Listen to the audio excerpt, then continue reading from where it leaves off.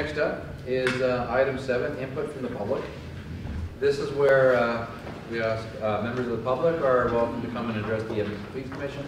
You will be given 5 minutes, so once you get to the front and introduce yourself, I will start my timer, and you'll be given exactly 5 minutes, and at the end of 5 minutes, we'll ask you to finish off, so then the next speaker can have their 5 minutes. My name is Taz Boucher. I don't know if you can hear me. You think I'd be used to using mics. Anyways, I'm Taz Boucher. I'm a community elder, resided in Edmonton for many years. And it was brought to my attention recently. First, I would like to acknowledge the loss of David Wynn. And it is not something that is to be taken lightly. I understand the dangers in the occupation that we as police officers and safety officers. And I do commend them who put their lives at risk. And unfortunately, some are taken home to the other side, like we say in my culture. The presentations I've heard up to this far has not mentioned once that you are in Treaty 6 territory. Neither have you mentioned as a police commission that you are sitting in Treaty 6 territory to acknowledge that. I would like to acknowledge that. As well, the presentation with the police officers who sat here with their team did not mention that 80% of their clients are of Aboriginal descent and Aboriginal culture background. That would have been an important stat to put into their presentation, I do believe, because then it would open the doors to have you gotten Aboriginal consent, have you gotten any kind of consultation with the Aboriginal community in regards to the best practices that you as police officers are doing out there. The primary reason I brought you here today was your recent promotion of Mike Wasylyshen. This is my 3rd time coming back with this issue. Again, I am not pleased that he was promoted based on the fact that he has a criminal history that is violent. And it makes it difficult for the Aboriginal community to access services when they do not have trust and relationship. You speak about building a relationship with the community, then we are the community that you need to build a relationship with, because we are the most highly marginalized and most represented out there in the community as homeless and addictions, as well as mental health states.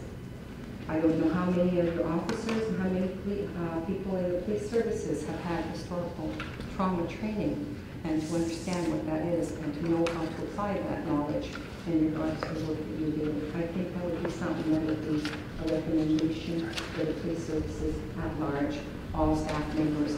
We did that at the courtroom services and was very effective, and then being able to help the people through the process and procedures.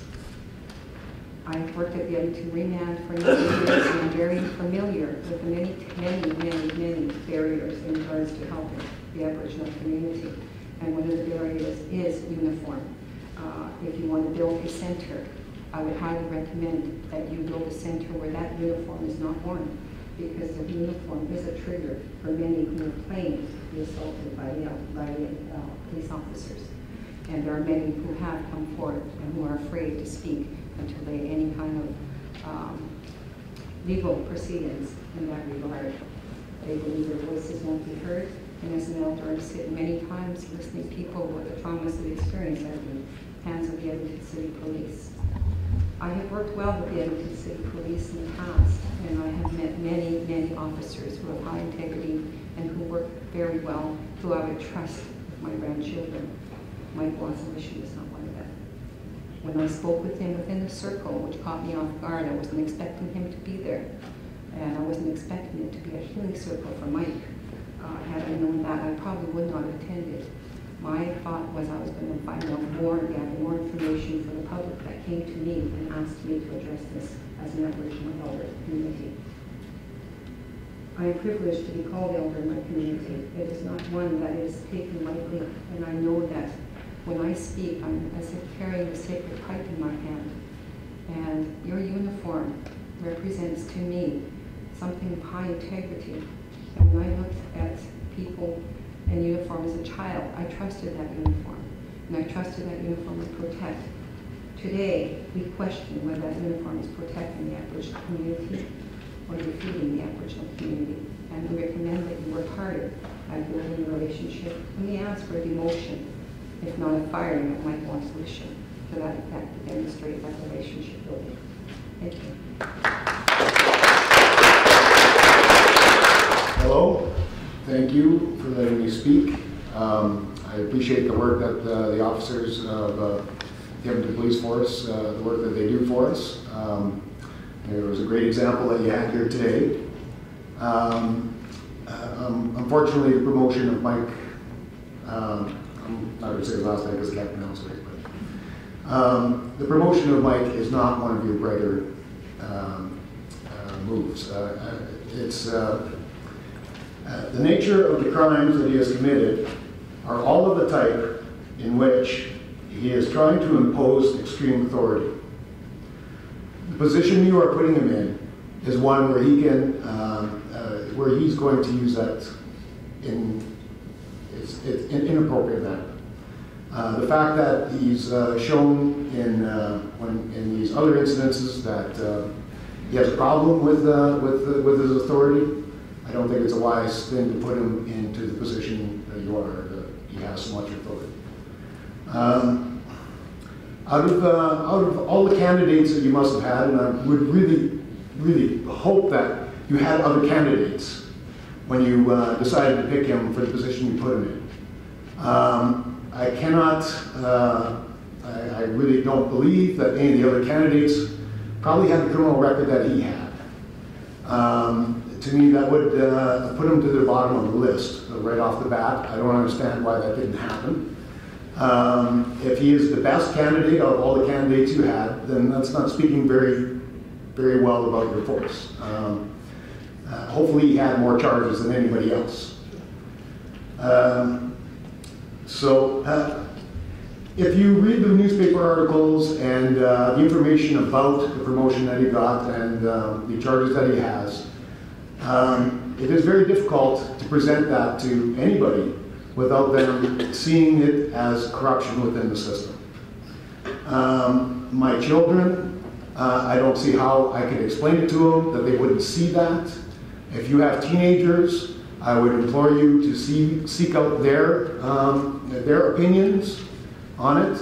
Based on the information that we are getting, you would really, based on the information that we are getting, unless there's something that we don't know, which would have to be pretty phenomenal, just the optics of it look really bad. Try it on your own children. Talk to your own kids. If you've got teenage kids, ask them what this looks like. It is really fodder for comedy. If we had a Jon Stewart here in this city, or any of the other, perhaps Rick Mercer would like this type of material. It fits very well in amongst the material that comedians like to use to criticize the bureaucracy. So the optics are just not good. There must be better candidates out there, and I really feel bad for the other candidates that would have liked to advance, probably were willing and wanting, and probably very capable people that they've lost an opportunity, and that's a shame for them. So I have nothing else to say, but to me that's more than enough. Thank you. Good evening, my name is Christina Hardy, and I'm a local Girl Guide leader here in Edmonton. I'm a leader for the 76 Sparks, which primarily is girls who are in kindergarten and in the first grade. My girls recently completed their In My Community badge, and one of the aspects that we discussed in our meetings was safe people within our community. And we turned to the girls and asked them, if you had a problem, if you were lost, if you needed help, who are the safe people in our community? And all of them knew and fully responded that the first person that they would want to go if they had a problem would be a police officer if they were not near their home or someone that they knew or trusted. And with the promotion of Mike Wasylyshen and his violent background, I do not feel that the City of Edmonton Police Force is putting forward a face that I would want to promote to these 5- and 6-year-old girls. The promotion of Mike Wasylyshen is not a safe move, in my opinion, and I have never come to something like this before, but it is a great motivator that I need my view to be expressed, that I'm disappointed in the city of, in the police service for this promotion. I believe that safe streets, safe police officers, growing connections with your community and listening to your community is a way, I guess, to become a world-class city. So I hope that the promotion of Mike Wasylyshen is something that can be reassessed, so I can with confidence say to my 5- and 6-year-old girls that yes, police officers are safe. Thank you. Good evening, my name is Adam Steinson. Thank you very much for the opportunity to speak tonight. I'm sure you're tired of hearing the same thing over and over again, so I'll be very brief. I would just like to ask that everyone take a moment, and with all of the great services and all of the great effort that the city and the police are putting into helping at-risk people, to helping people with mental illness, I would still point out the discrepancies and where the system falls short. And with all of the effort that went into the rehabilitation, the promotion, and then the response to the promotion of Mike Wasylyshen, do we really believe that that same amount of energy, effort, and opportunity would be granted to the young Aboriginal man that he tasered when he was unconscious?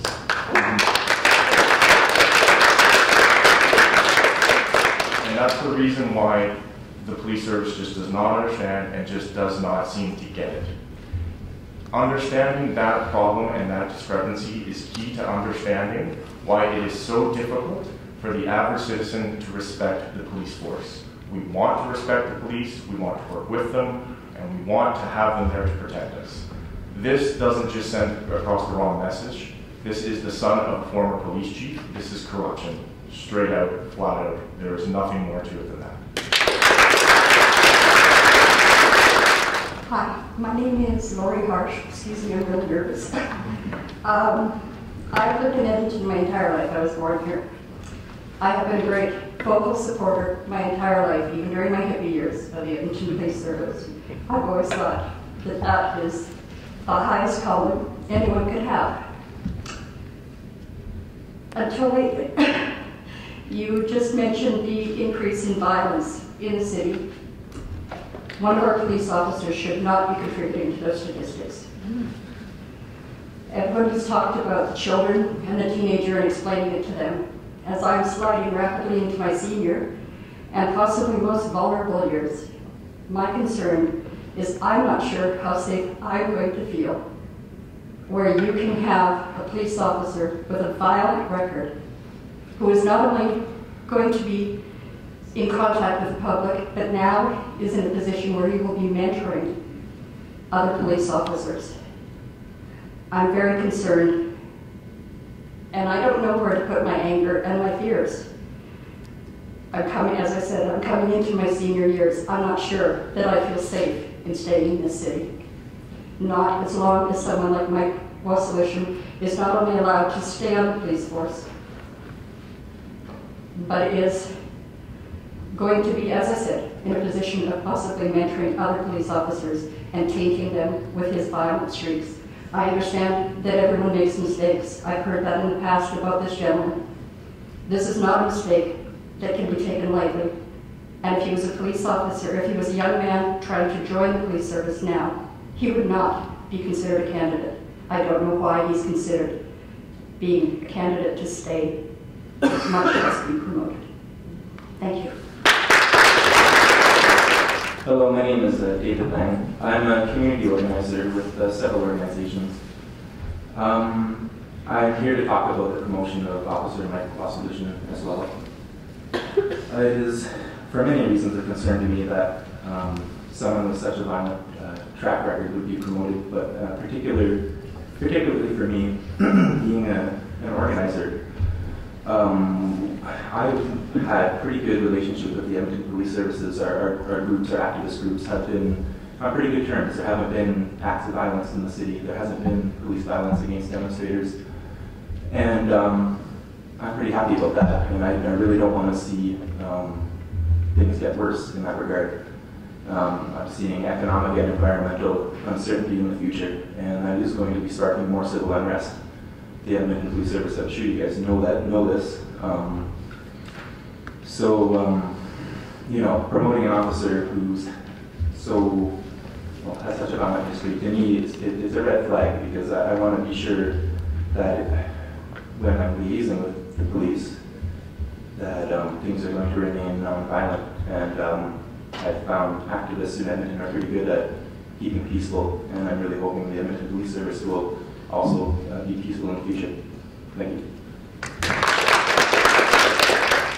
Hi, my name is Carrie Thomason, and I'm speaking on behalf of myself as a proud Aboriginal woman. I was raised that mistakes happen. We all make mistakes. If you all knew my history, maybe you wouldn't want anything with me either. But we all make changes. So I'm not going to condemn somebody for making those changes, but some of us are also in positions of authority and trust, still make mistakes. But I'm not here to speak on anybody else's behalf but my own opinion. So I'm not here to condemn him or condemn anybody else.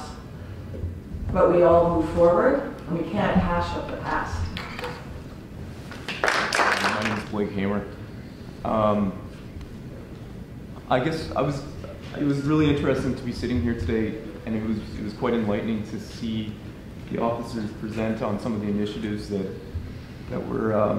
are being put into place to try to address some of the community issues. And I do sincerely feel that the people around this table care about the communities. You have people who are dedicated to building relationships, and you have people who are dedicated to using their roles of authority for the benefit of the people they serve. And that's really apparent to me. I believe that is truly what is most important to everyone in this room. So with that, it just makes everything very conflicting to understand that the EPS has made the decision to promote someone with such a violent past, someone who has been convicted of assault, someone who admittedly uttered death threats to his victims, someone who tortured a young man by tasering him 8 times in just over a minute. And by this isn't just violence, it is torture. This man, by his own words, said that being tasered is the equivalent to, it feels like there are horses inside of your body that are trying to kick their way out. Or it's like being assaulted with baseball bats from all sides of your body. We've seen today that there are so many good cops out there here in Edmonton, and I believe that. So I can't believe that we would choose, that the EPS would choose to put someone with such a violent history in a position of authority. Thank you. Good evening. My name is Donald Langford. I'm the Executive Director of Métis Child and Family Services. I'm also the Métis Cultural Advisor for Miscachee Academy. There, we try to teach our children about spirituality and the way of our grandfathers and grandmothers. We pray to the Creator. And there's only one Creator, regardless of what you call him or how you pray to him. Whatever your faith is, there's only one Creator. And the gifts that he has given me has been kindness, love, consideration, forgiveness. And all of those gifts I've looked at, I do not see hate, vengeance. And it disturbs me because everybody is entitled to a second chance. I run a social service agency with 30 workers. Every day I work with people who are looking for a second chance. Is there anybody in this room who has never had a second chance? I think it's disgusting what they're doing to this gentleman. I remember when it happened. I didn't approve of it, but I could understand it happened. When you pull over a car full of our brothers in hoodies and it's stolen, how do you react? Spent 37 years in the military working with young soldiers on the line. I know what fear is. I know how fear boosts your adrenaline, how you do things that you don't normally do. But when we move back, we're given a thought to reflect, to make our penance, to pay our dues to the public, and to move on. And we look for a second chance. And I think that's what these people should be thinking about tonight. They should be thinking about maybe giving this gentleman a second chance. Do I approve of what he's done? No. Do I think he deserves a second chance? Most definitely, because everybody in this room has had a second chance. One time or another, some have had a third and a fourth chance. And look within your hearts when you start preaching and coming down on somebody. Look at his family, look at his children. I think this is wrong. And this is wrong to entertain this type of thoughts. Thank you. What about the other officers? Okay, so is this our last speaker? Yeah. Okay, we'll have one last speaker. We have one last one. We're well over time, so. One more, sir? No, There's one here. I have to cut it off somewhere else, otherwise this meeting's gonna go way over time. We're already behind schedule at this point. Are you getting paid overtime then, sir? It's our meeting, sir. We have a schedule to. It's a public meeting, sir. It's our meeting. Yes, public meeting. I'm a public. We get to maintain our schedule. Thank Okay, you. thank you. I'll be back next week. You're more than welcome to come back on next month's meeting. Thank you. My name is Terry Noel, and I've heard a lot here today about how to prevent crime, how to stop this stuff from happening, and the words that have come up a lot within this meeting have been that we really need to have outreach, that we really need to have trust, that we need to build community with these people. I haven't seen that. And in fact, there are a lot of people that are too afraid to even come into here because they are worried about what it's going to look like if they stand up against this. They are worried what it's going to look like if their name is on that paper and they speak out. And I think it's one thing to trust and one thing to have forgiveness for this officer, but you cannot tell me that the same standard is given to the rest of the population. It is not the same thing. This person is in a position of power, and being in that position of power also holds with it responsibility, and the responsibility has not been there. If the police force is serious about actually building that trust with these communities, then it has to be serious about who it allows onto the force and who it promotes. And yeah, so when it comes to, I'm all about forgiveness, I'm all about all of that, but we have to be serious about who we are actually allowing into these positions. Because otherwise, you're not going to build that trust, and we are going to get the same thing happening again and again. And in fact, it will continue. Like, we are not going to be silenced. If this man does continue to, if the promotion does stand, then we'll keep coming back, and we'll fight it until we need to. And in fact, we are going to have be having a rally on February 7th at 1 p.m. at Churchill Square.